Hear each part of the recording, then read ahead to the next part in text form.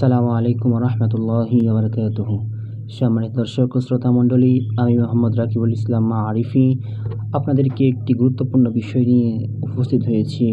বিষয়টি হলো যে বিষয়টি মা বোনদের জন্য। 7 শ্রেণীর নারী আছে যারা কাল কিয়ামতের ময়দানে হিসাব ছাড়াই জাহান্নামে চলে যাবে। আমরা আজকে আপনাদেরকে 7 শ্রেণীর নারী সম্পর্কে অবগত করব ইনশাআল্লাহ।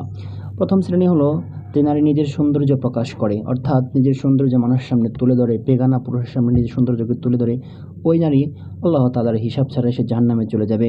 2 নম্বর শ্রেণী হলো যে নারী গীবত করে, অর্থাৎ মানুষের সমালোচনা করে, গীবত করে।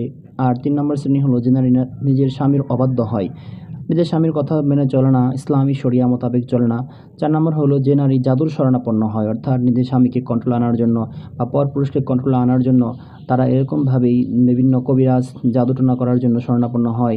5 নম্বর হলো ওই সমস্ত নারী যারা অশ্লীলতায় লিপ্ত হয়, অর্থাৎ খারাপ কাজ, যৌন চাহিদায় পরপুরুষের সাথে লিপ্ত হয়।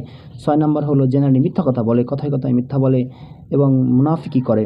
আর 7 নম্বর হলো যে নারী নামাজ ত্যাগ করে। তো এই 7 শ্রেণীর নারী জাহান্নামে যাবে। আমরা বেশি বেশি ভিডিওটি